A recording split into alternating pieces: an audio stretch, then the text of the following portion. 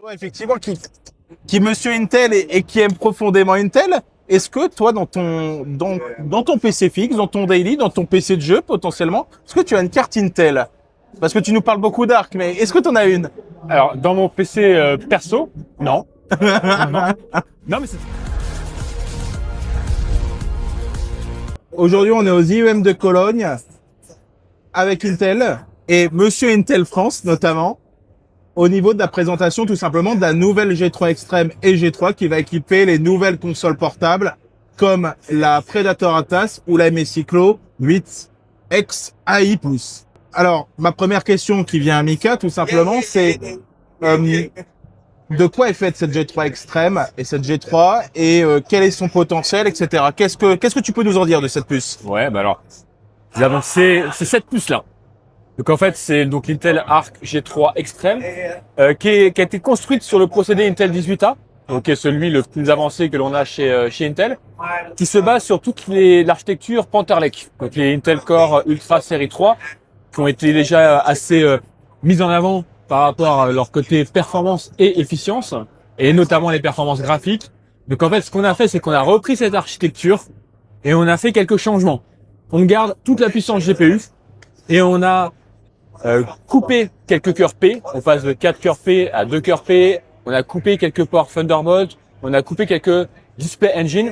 L'idée étant de pouvoir donner un maximum de puissance au GPU dans un TDP donné qui est celui qui est nécessaire pour pouvoir être intégré dans des machines type console portable. Okay. Donc on a fait ces choix-là de manière à amener une solution qui est vraiment pensée pour ce marché-là. C'est une solution qui est pensée pour ce marché-là pour garantir à la fois performance et efficience. Ok. Notamment en parlant d'efficience, et c'était une slide qu'on avait trouvé intéressante puisque on a fait la présentation juste avant. Ça avait été comparé à la Z2 Extreme de chez AMD, qui est le grand concurrent.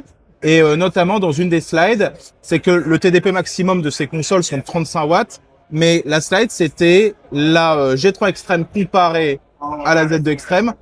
Donc G3 Extreme à 17 watts vs Z2 Extreme à 35 watts et on avait globalement le même niveau de performance et la G3 Extreme consommait 2 fois moins quoi. Donc et ça c'était assez bluffant. Qu'est-ce que tu peux nous en dire dessus dans le sens où on sent qu'il y a vraiment, ça a été effectivement comme tu le disais, ça a été pensé pour avoir une solution tout terrain où au final on veut quelque chose de performant mais surtout qui soit endurant. Parce que cette console, elle va être utilisée dans les transports, elle va avoir pas mal de vocations, elle va avoir plusieurs utilisations. Est-ce que ça a été une difficulté de vraiment miser sur cette efficience? Alors, donc on a surtout travaillé sur l'intégralité de la plateforme. Ouais. Donc on amène tout un tas de technologies qui vont permettre d'atteindre ce niveau d'efficience. Ok. Donc c'est vrai que si on regarde les performances pures, on est en moyenne sur un panel de plus de 30 jeux en 1080p avec l'upscaling. On est plus de 40% plus performant en moyenne que les solutions concurrentes. Donc c'est quand même un sacré un sacré gap. Et après, le fait qu'on soit autant performant, ça permet à consommation équivalente d'avoir à performance équivalente d'avoir 2 fois moins de consommation. Oui, bien sûr. Donc à 17 watts. Effectivement, quand on compare deux plateformes, une plateforme avec le Intel Arc G3 et une plateforme concurrente, nous on est à 17 watts, on a le même niveau de performance qu'une plateforme concurrente à 35 watts. Donc ça veut dire que vous allez pouvoir jouer 2 fois plus de temps avec le même niveau de performance que sur les plateformes concurrentes. Et cette efficience, elle s'est faite notamment parce qu'on a des technologies type Intelligent BIOS Control qui sont exclusives à l'Intel Arc G3, où en fait on va avoir un excellent contrôle sur la manière dont la puissance est délivrée entre le GPU et le CPU, de manière à optimiser le tout et de proposer cette efficience. C'est pour ça que ce qu'il faut vraiment retenir, c'est que c'est une solution qui a été pensée pour ce marché-là. C'est pas une solution qui existait pour une autre plateforme, donc on a décidé de mettre sur ce type de segment. D'accord.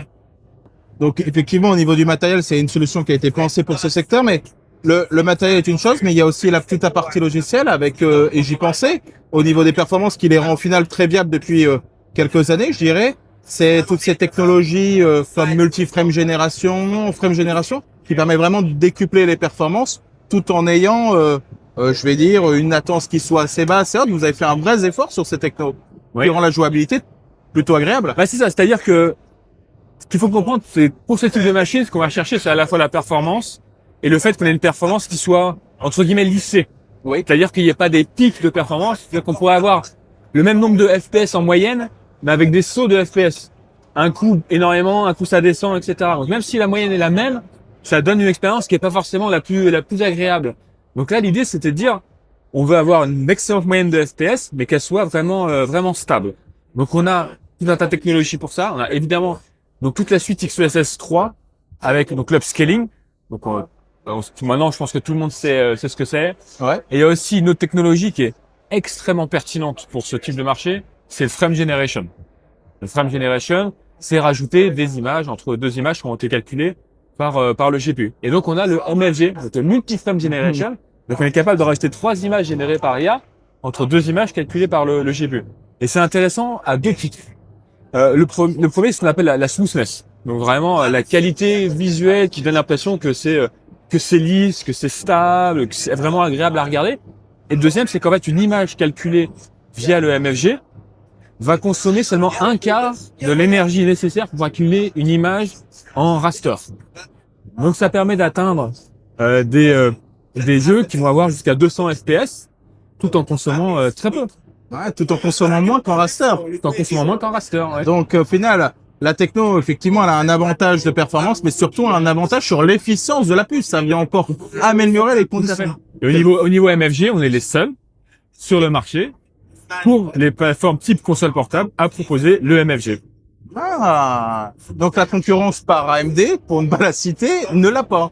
Non, bah, eux sont sur des architectures qui sont anciennes. Hein. Nous, sur des technos récentes, avec tout un ensemble de technologies d'innovation qui sont à la pointe de ce qui se fait aujourd'hui. On a même d'autres innovations qui sont complètement nouvelles et exclusives à ce type de device.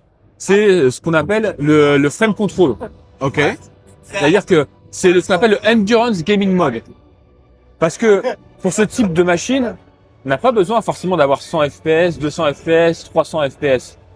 On peut avoir une bonne expérience qui est plutôt intéressante à 40 FPS, 60 FPS. Et donc on a ce mode endurance qui permet à l'utilisateur, celui qui a le contrôle, de choisir le nombre de FPS qu'il veut.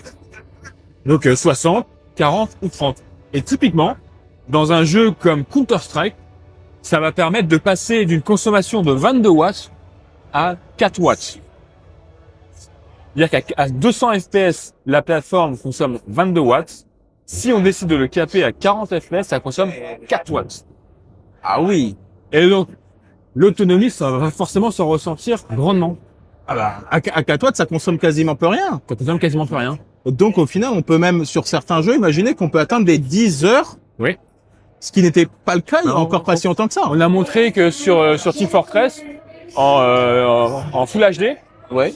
60 FPS, en activant le mode endurance, on est passé de c'était 3 et 4 heures, ça. à plus de 11 heures de jeu effectif, en étant à 60 FPS. Ce qui est très bien pour un Team Fortress dans ce type de form factor. Ah, effectivement, c'est plutôt bien pensé parce que là où beaucoup d'utilisateurs ont peur, c'est de se retrouver avec une console certes puissante mais qu'il faut tout le temps brancher. Et au final, on peut imaginer que cette console, elle dure. Même dans les transports où on a une longue journée de train, par exemple, où on fait un bout après l'autre, effectivement, on peut durer toute la journée sans aucun souci. 11 heures, c'est totalement inattendu. On s'attendait pas à avoir ces chiffres-là sur ce type de machine. C'est bluffant. Et c'est justement par rapport à tout ce travail qui a été fait de proposer des solutions spécifiquement pensées, qu'elles soient matérielles ou logicielles, pour distribuer au mieux la puissance que l'on a de disponible, qui est limitée, parce que le form factor est tel qu'il est, donc la puissance disponible, elle est limitée. C'est comment on l'optimise au mieux pour garantir et proposer la meilleure expérience possible pour nous, en tant que joueurs, sur ce type de plateforme. Et donc, il y a à la fois les gens qui vont vouloir le maximum de performance, et donc là, on est capable de mettre la console à un TDP de 35 watts, et on voit que sur des jeux comme Crimson Desert, en 1080p, en activant l'upscaling, dans mode 2X, bah, ça permet d'avoir plus de 30 FPS. C'est quand même un des derniers AAA. Je sais qu'il est très gourmand. 30 FPS sur ce type de form factor. Je suis pas certain qu'on s'y attendait. Donc, c'est un des exemples les plus récents. Mais évidemment, sur plein de jeux, on est largement à plus de 60 FPS on monte à 80, 100 et autres. Et encore une fois, si vous voulez un peu moins de FPS, ça vous convient. Par contre, vous voulez une autonomie encore plus grande, une efficience encore plus poussée, bah, vous pouvez utiliser toutes ces technologies pour caper et avoir une expérience de jeu qui va durer le plus longtemps possible quand vous êtes en mode nomade. Ok. Du coup, après avoir parlé de tout ce qui est matériel, techno, efficience, performance, quelles sont vos perspectives sur ces puces-là et sur ce marché-là sur les prochaines années? On sait qu'il y a une augmentation. On sait qu'Asus avait mis le pas sur les consoles portables il y a plusieurs années. Il y a d'autres marques qui ont suivi. Il y a Zotac, il y a Lenovo avec la Legion, il y a MSI avec la Pro, il y a Acer avec la Predator. Quand on voit tout ça, est-ce que comment je pourrais dire ça? Est-ce que vous voyez vraiment une progression à des dizaines de pourcents dans les prochaines années, dans le fait que c'est vraiment les gens sont prêts à avoir cet objet complémentaire, puisqu'on en parlait un petit peu avant. En réalité, c'est pas un objet principal, c'est un objet complémentaire qui vient accompagner potentiellement un PC fixe dans un certain cas. Comment tu vois Ouais. le marché et la clientèle? Moi, je vois deux choses principales. La première, c'est que on rentre dans une ère où on est sur du multi-device gaming. Ok. Aujourd'hui, il y a plus de 40% des gens qui ont un PC pour jouer, qui ont aussi un autre appareil pour jouer, en complément du PC. Ça peut être un appareil type console portable ou autre. Donc, on est vraiment dans l'ère du multi-appareil pour jouer. Et tout ce qui est console portable, c'est pour nous un nouveau système pour jouer. Donc, c'est un nouveau marché. Ok. Aujourd'hui, ça reste relativement récent. Mais on voit aujourd'hui qu'avec la puce Arc G3, on atteint quand même un niveau de performance, un niveau de gameplay, un niveau de fonctionnalité qui devrait ravir tous les joueurs qui sont en nous. Donc ça, c'est le premier point. Et le deuxième, je pense que pour Intel, c'est aussi le moyen de montrer notre engagement et tous les efforts qui ont été faits sur la partie graphique. C'est un marché qu'on a investi il y a maintenant quelques années. Les débuts ont été parfois difficiles, hein, on nous a critiqué, certainement à raison dans certains cas. On n'a pas lâché l'affaire. On a continué d'investir, notamment sur les pilotes, sur les architectures, sur les innovations qui vont derrière. Et aujourd'hui, ça permet de proposer vraiment une plateforme qui est ultra complète et qui fait totalement sens dans ce type d'appareil. Donc pour nous, c'est vraiment aussi une façon de démontrer notre engagement et la pertinence de ce qu'on fait pour les joueurs. Ok. Et dans cette G3 Extreme et cette G3, du fait que, comme tu le disais, on est dans le multi-device où c'est vraiment un marché qui est en expansion et qui a un intérêt, est-ce que cette G3 Extreme et cette G3, on va les retrouver potentiellement dans d'autres consoles que la MSI Clo ou ou que la Predator Atlas? Est-ce qu'il y a d'autres perspectives d'autres fabricants? Alors déjà, il manque un nom, c'est la One X Player.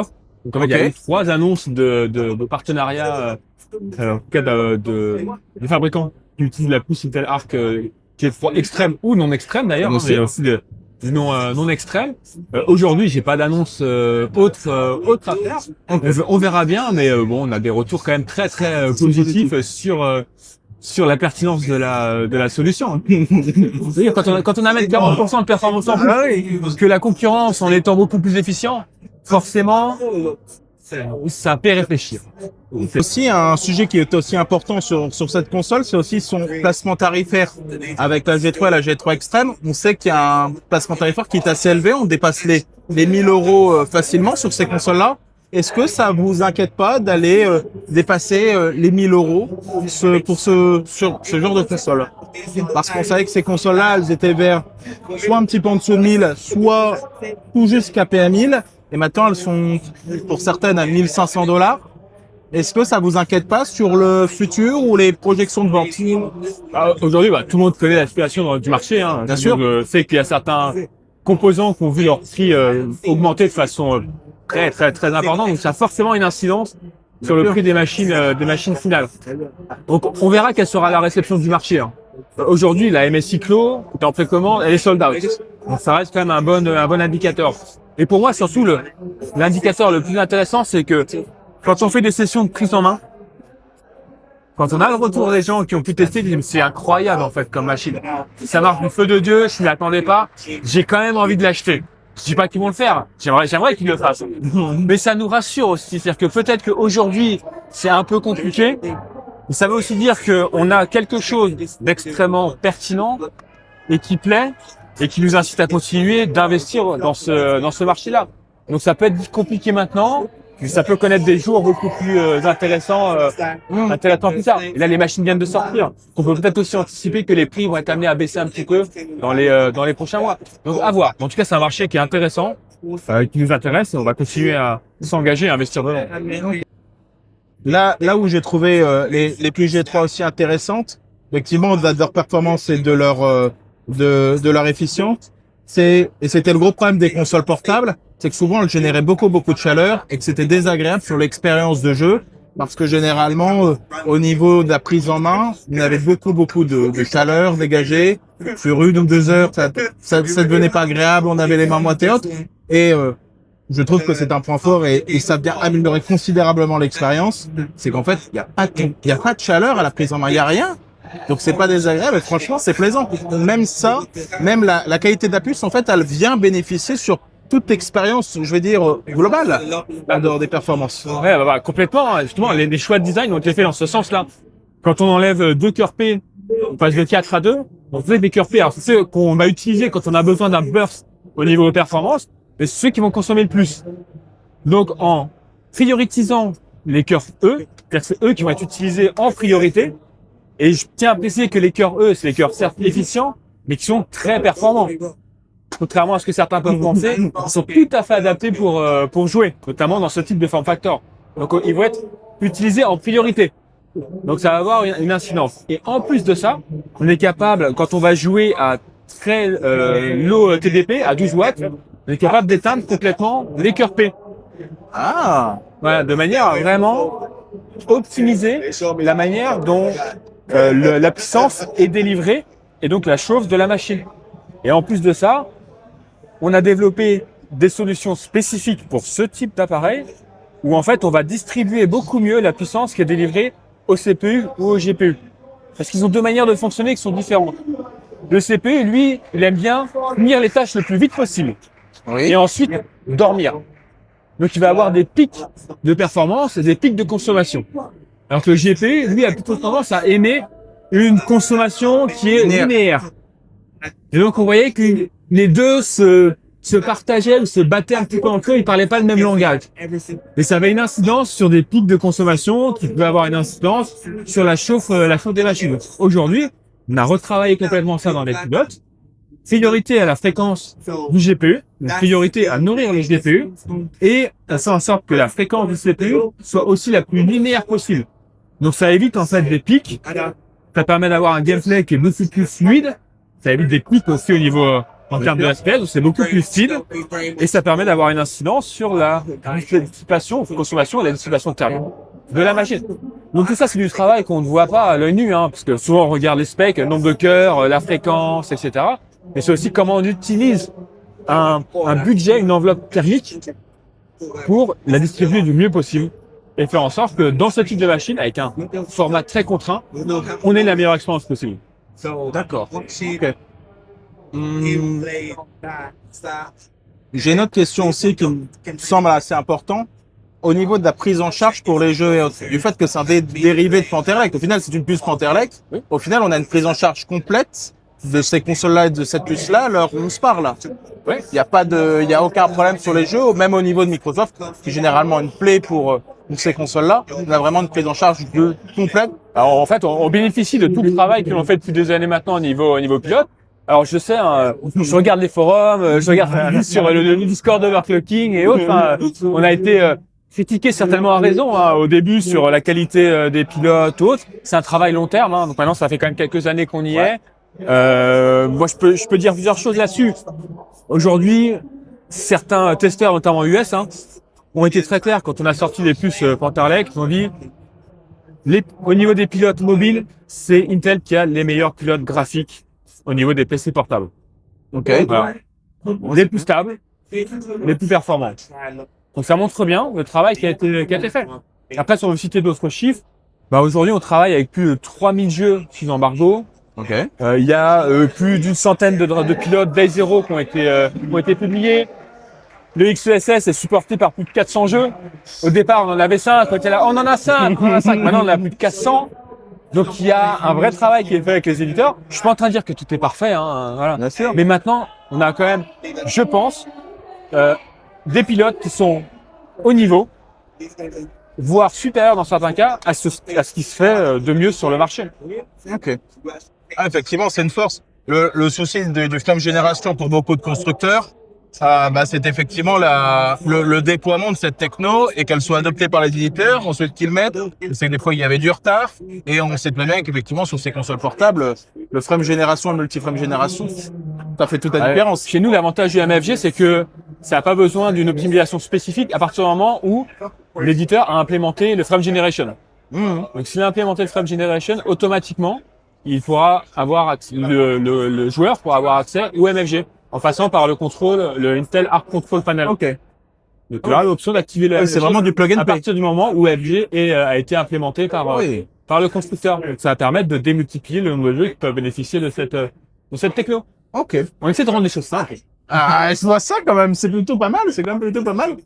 Du coup, j'avais quand même d'autres questions un petit peu plus pertinentes, je dirais. On va les dire pertinentes. On va les dire Très pertinente. Hein. Très pertinente. Toi, effectivement, qui monsieur Intel et qui aime profondément Intel, est-ce que toi, dans ton PC fixe, dans ton daily, dans ton PC de jeu potentiellement, est-ce que tu as une carte Intel? Parce que tu nous parles beaucoup d'Arc, mais est-ce que tu en as une? Alors, dans mon PC perso, non. Non, mais la raison elle est extrêmement simple. Mon PC perso, c'est un 8700K Ok. et une 2080. Ok. Donc c'était à l'époque, voilà, c'était semblait quand même une configuration plutôt pas mal. Et depuis, j'ai pas upgradé en fait. Souvent on dit c'est les cordonniers les plus mal chaussés. J'en suis juste un exemple parce que malheureusement j'ai beaucoup moins de temps qu'avant pour jouer. Mon écran c'est toujours un écran qui est en 1080p. Ok. Donc j'arrive à faire tourner tout ce que j'ai envie de faire tourner aujourd'hui. Mais je vous rassure, un jour, bientôt, je vais upgrader ma bécane et j'aurai une carte Intel. Ok, donc tu vas changer de processeur. Évidemment, tu vas quand même prendre un processeur de dernière génération Intel. Tu vas quand même prendre un. Honnêtement, j'en sais rien encore. Après tout, j'ai envie de te dire, tant que t'as une Intel Arc, ça va. Tu restes corporate. Exactement. Ça va. Mais ok. Mais en attendant que tu changes ta configuration daily dans les deux consoles qui nous ont été présentées aujourd'hui, la Predator Atlas et la MSI Pro 8 X AI Plus, laquelle tu prends, laquelle est la meilleure des deux, avec laquelle tu repars tout simplement? Moi, je prends les deux. Tu prends les deux. Je prends les deux.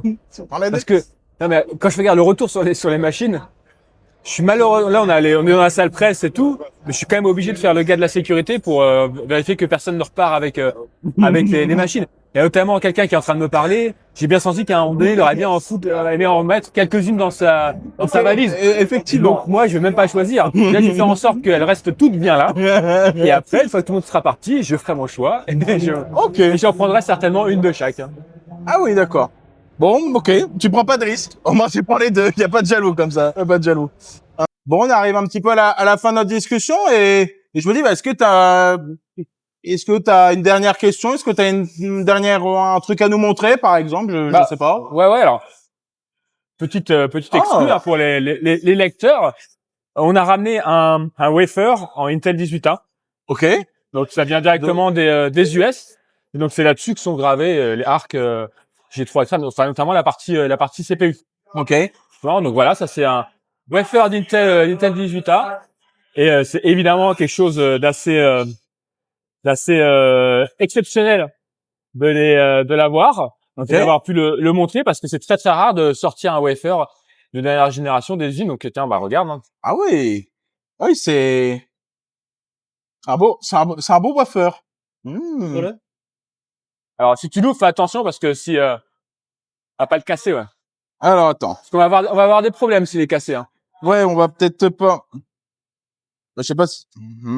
On va essayer de faire ça gentiment. Alors, j'ai une mauvaise nouvelle pour toi, Mika. J'ai quelqu'un qui s'appelle Dédé qui le voulait absolument. Ah mais je connais bien Dédé. Je sais bien, Il veut tous nos goodies. et je sais bien, donc je vais me permettre de partir avec et de te dire à la prochaine. Ouais.